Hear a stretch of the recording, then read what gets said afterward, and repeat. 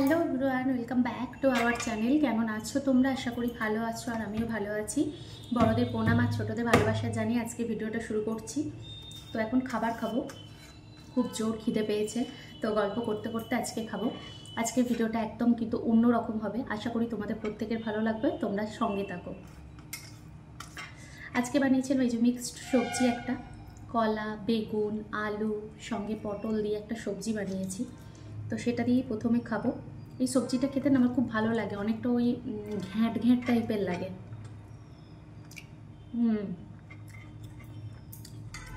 আর সঙ্গে ডিম পোস্ত নেব।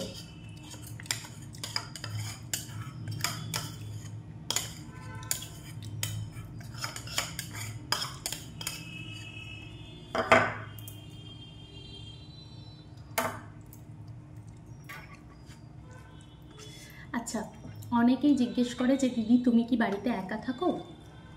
তো যারা পুরনো তারা তো জানেন, আর যারা নতুন, এই নতুনত্ব আমার চ্যানেলে জয়েন হচ্ছে, তারা তো জানে না।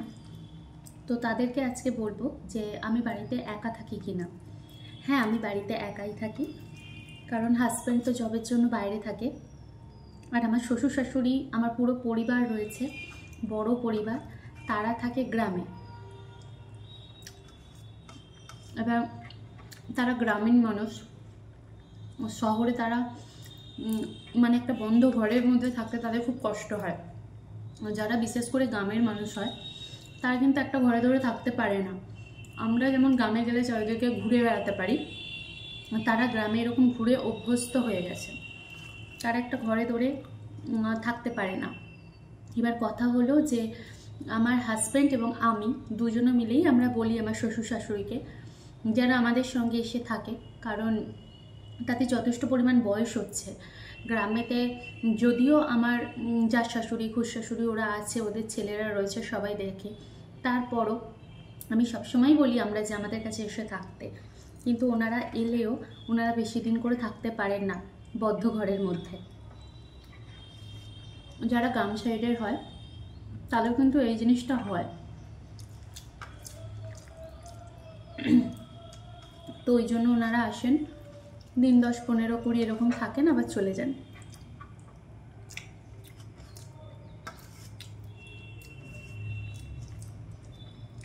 এবার কথা হচ্ছে তোমাদের দাদাভাই।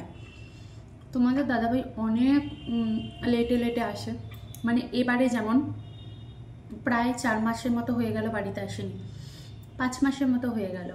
তো 6 মাস 7 মাস কবে আসবে এখন ঠিক নেই। ওর আসার কথা ছিল রিসেন্ট।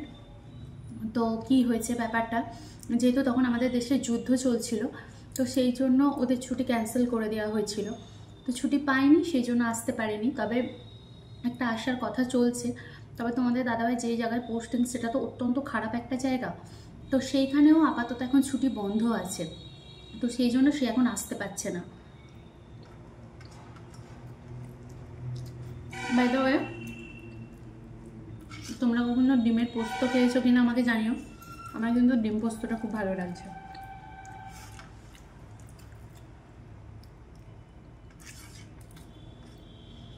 আজকে আমি তোমাদেরকে একটা জিনিস শেয়ার করবো, আমার বাবার জীবনের একটা জার্নি শুরু করব, মানে তোমাদেরকে শেয়ার করব, আশা করি তোমাদের ভালো লাগবে। আমাদের এই যে বিয়েটা, আমাদের তো বিয়ে হয় আমার বাবা যখন মারা যায় তারপর তো আমাদের বিয়ে হয়। তো তাতেও কিন্তু আমার বাবার আশীর্বাদ ছিল। এবার আমার বাবা মারা যাওয়ার পরও কীভাবে আশীর্বাদ দিল সেটাই আজকে তোমাদের সাথে শেয়ার করব।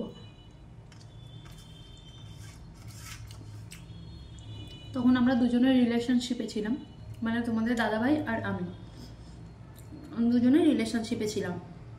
তখন কিন্তু কোনোরকমভাবেই ও আমার বাবাকে ফটোতেও দেখেনি, এবং আমি ওকে কখনো ছবিও পাঠাইনি, ওকে কোনো কিছুই আমি আমার বাবার সম্পর্কে তখন বলেছিলাম না।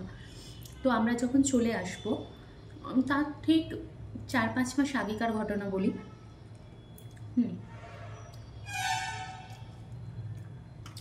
আমরা যখন এখানে চলে আসবো তার 4-5 মাস আগে তোমাদের দাদাভাই হঠাৎ করে একদিন ফোন করে আমাকে বলে, তোর বাবাকে কেমন দেখতে, আমি ডিটেলসে বলছি, তোর বাবাকে এমন দেখতে কিনা তুই আমাকে বল।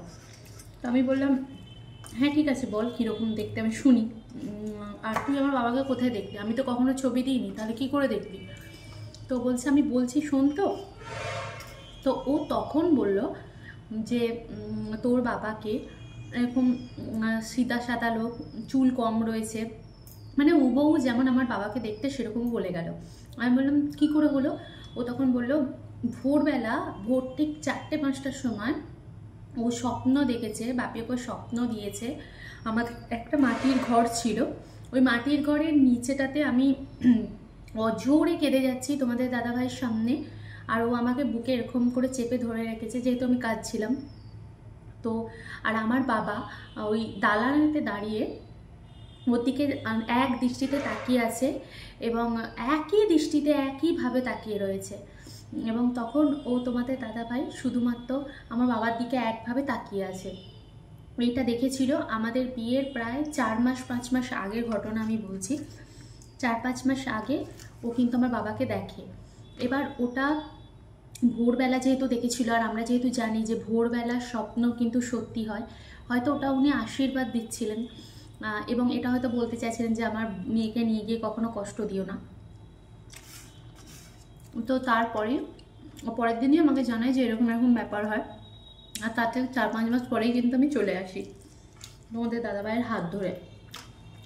তো যাই হোক, আমার নিজের বাবা নেই ঠিক কথাই, কিন্তু আমার শ্বশুরমশাইকে অবিকল আমার বাবার মতো দেখতে। মানে তোমরা দেখলে বিশ্বাসই করবে না যে আমার শ্বশুরমশাইকে আমার বাবার মতো কি করে দেখতে হয়। ওনারা তো ক্যামেরা পার্সন না, তাই আমি ক্যামেরার সামনে কখনো আনতে পারি না, তবে কখনো যদি সুযোগ হয় আমি একবার নিয়ে আসবো, তোমরা দেখো। আমার হাজব্যান্ডের যে বাবা, মানে আমার শ্বশুরমশাই আর আমার নিজের বাবা অবিকল, মাথা চুল, মুখ, চোখ, মানে হঠাৎ করে কেউ যদি এক পলক দেখে বলবে এটা হয়তো আমার বাবা। তো ওই জন্যই হয়তো ভগবান আমাকে এখানে বিয়ে দিয়েছে এবং হয়তো ভগবান এটা চায় যে যাতে আমি আমার বাবার কমিটা পূরণ করতে পারি। জানি না পুনর্জন্ম বা এই জন্ম ও জন্ম বলে কিছু হয় কিনা, তবে আমার শ্বশুরমশাই আর আমার বাবাকে দুজনকে দেখে মানে আমার এটাই মনে হয় আমি কখনোই বাবা হারা হইনি। আমার শ্বশুরমশাইকে দেখলেই আমার মনে হয়। আর আমার শ্বশুরমশাই এত ভালো মানুষ একজন, দেবতাকে এক সাইডে আর আমার শ্বশুরমশাইকে এক সাইডে রাখলে একই রকম লাগবে। কারণ তার মুখে একটা কথা নেই, কখনো চেঁচিয়ে কথা বলেনি, আমাদেরকে কখনো কষ্ট দিয়ে কথা বলেনি। তার যখন কোনো কষ্ট হয়তো আমাদেরকে দেয় বা সে নিজে পায় তখন সে কেঁদে ফেলে, কিন্তু কখনো আমাদেরকে কষ্ট দেয় না। এই হচ্ছে শ্বশুরমশাই। আর শ্বশুরমশাইয়ের ছেলে তো ভালো হবেই, যেহেতু যার বাবা এত ভালো তার সন্তান তো ভালো হবে, এটা স্বাভাবিক। তো যাই হোক, এখন খাওয়া হলো, এবার নেবো চিংড়ি মাছ, যেটা হচ্ছে স্পেশাল জিনিস।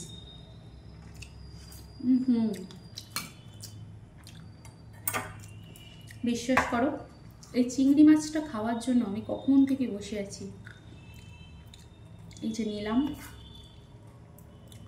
এই চিংড়ি মাছটা কিন্তু আমি এর আগে একবার বানিয়েছিলাম, অসম্ভব সুন্দর খেতে। তোমরা কিন্তু বাড়িতে বানিয়ে ট্রাই করো, হ্যাঁ, আশা করি তোমাদের ভালো লাগবে। এই যে একটু ভাত নিলাম, এই যে চিংড়ি মাছের একটুখানি রসাটা নিলাম, এবার এর মধ্যে দেব এই যে লেবু। একটু লেবু না দিলে আবার ভালো লাগে না ঝাল ঝাল জিনিসে। এই যে লেবু দিলাম,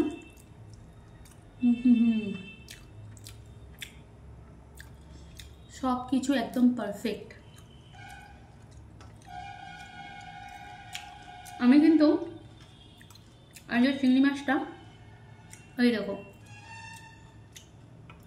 খোলা সমেত রান্না করেছি।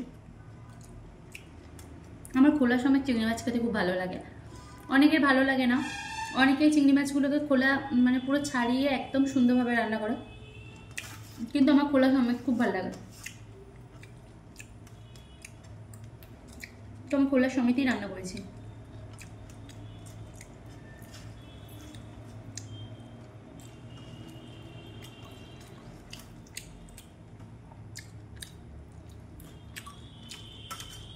দারুণ হয়েছে। দারুণ মানে দারুণ, অসাধারণ। তোমরা কিন্তু কখনো খেয়ে দেখো। হ্যাঁ,